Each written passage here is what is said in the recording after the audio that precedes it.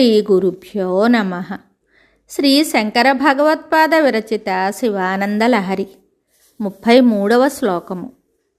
క్రింద చెప్పిన సాధనాల్లో ఏ ఒక్కదాని చేతనైనా ఈశ్వర సేవ చేస్తే మోక్షము సులభంగా లభిస్తుందన్నప్పుడు ఈశ్వరుని కాదని ఇతర దేవతలను సేవించడం వల్ల ప్రయోజనం లేదని, ఆ దేవతలను కోరదగినది కూడా ఏమీ లేదని శంకర్లు చెప్పారు. నాలం వా సకృదేవ దేవ భవతః సేవా నతిర్వానుతి పూజా వా స్మరణం కథాశ్రవణమప్యాలోకనం మాదృశాం స్వామిన్న స్థిరదేవతానుసరణాయాసేన కిం లభ్యతే కావా ముక్తిరితః కుతో భవతి చేత్ కిం ప్రార్థనీయం తదా. ఈ శ్లోకమునకు భావము: దేవా, స్వామి శివ, నిన్ను ఒక్కమారు సేవించిన, నమస్కరించిన, పూజించిన, స్మరించిన, దర్శించిన, నీ కథను విన్నా చాలు. దీనికంటే ముక్తి మరి ఒకటి లేదు. మా వంటి వారికి పైన చెప్పిన వాటిల్లో ఏ ఒక్కదాని వల్లనైనా ముక్తి కలుగుతూ ఉండగా అశాశ్వతులైన ఇతర దేవతలను కష్టపడి సేవించటం వల్ల ఏమి లభిస్తుంది?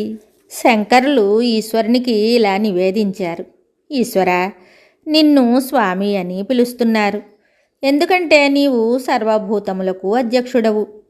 నీవు స్వప్రకాశ స్వరూపుడవు. అందువల్ల దేవుడవు. నిన్ను ఒక్కసారి సేవిస్తే చాలు, మాకు ముక్తి లభిస్తుంది. ఆ సేవ నమస్కార రూపము కావచ్చు, లేదా షోడశోపచారములలో పూజ కావచ్చు, లేదా నిన్ను స్మరించటం అనే మానసిక అర్చన కావచ్చు, నిన్ను స్తోత్రం చేయడం అనే వాచిక సేవ కావచ్చు. ఈ విధంగా త్రికరణాలతో చేసే సేవయే కాకుండా నీ కథలను ఆలకింపవచ్చు. అది కూడా సేవయే. దేవాలయాల్లో కృపావర్షాన్ని కురిపించే నీ మూర్తిని కన్నులారా తిలకించవచ్చు. అది కూడా నీకు చేసే సేవయే. ఈ పైన చెప్పిన సేవలలో ఏ ఒక్కటి చేసినా నీవు మాకు మోక్షాన్ని అనుగ్రహిస్తావు.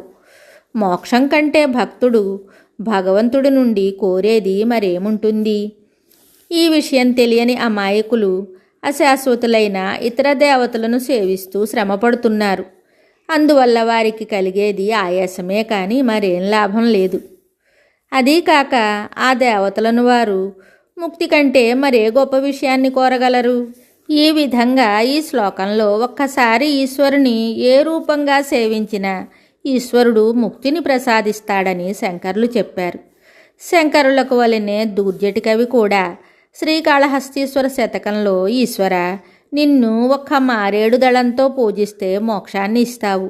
అది కాదని ఇతర దేవతలకు పప్పులు, ప్రసాదాలు, దోశలు, అటుకులు వగైరా నైవేద్యాలు పెట్టి మానవులు ఇహపరలోకాల్లో ఎందుకు పనికిరాకుండా పోతున్నారు అని తన బాధను వెలుబుచ్చాడు.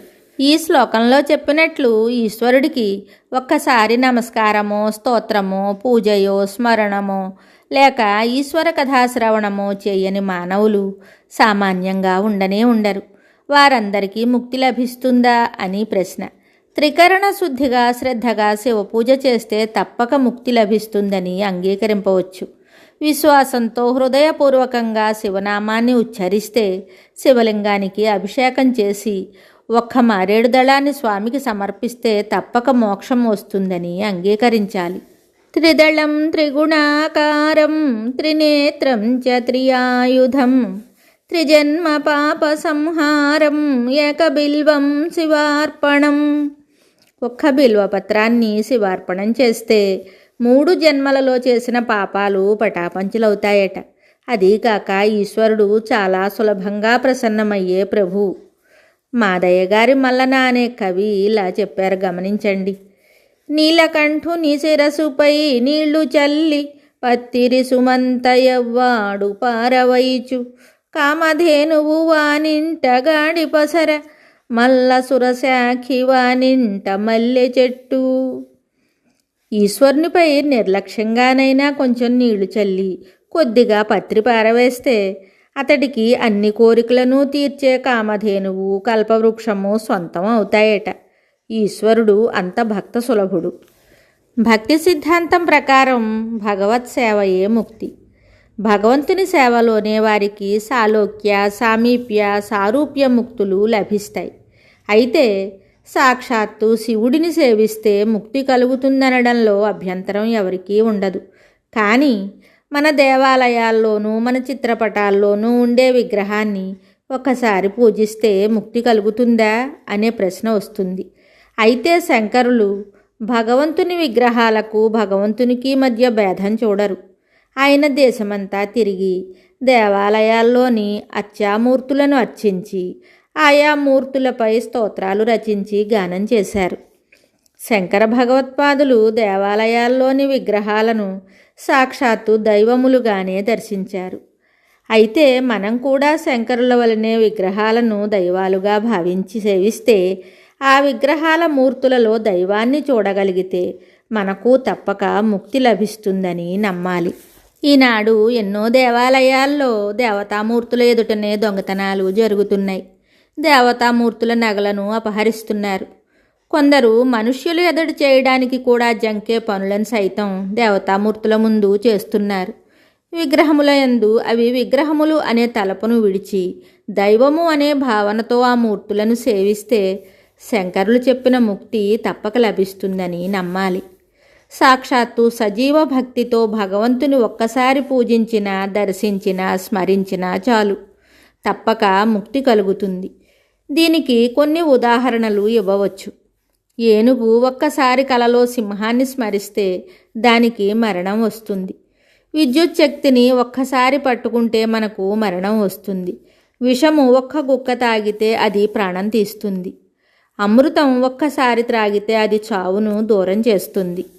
అలాగే భగవంతుణ్ణి త్రికరణ శుద్ధిగా శ్రద్ధతో భక్తితో ఒక్కసారి సేవిస్తే ముక్తి తప్పక కలుగుతుందని మనం గ్రహించాలి.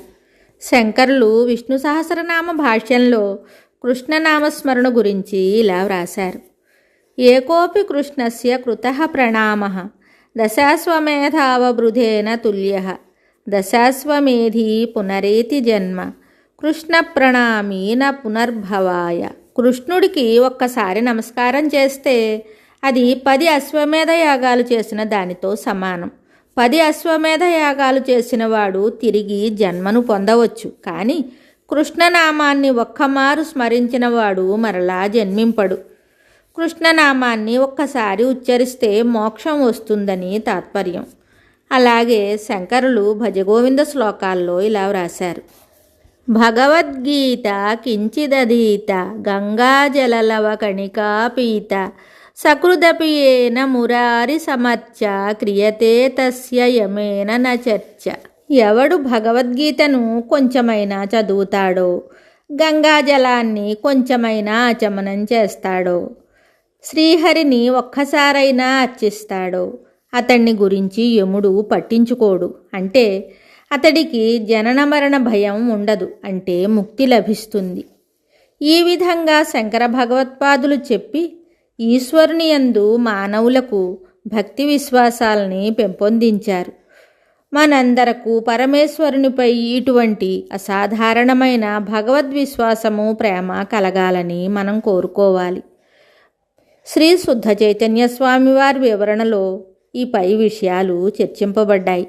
మరి ఒక శ్లోకంతో మళ్ళీ కలుద్దాం. శుభం.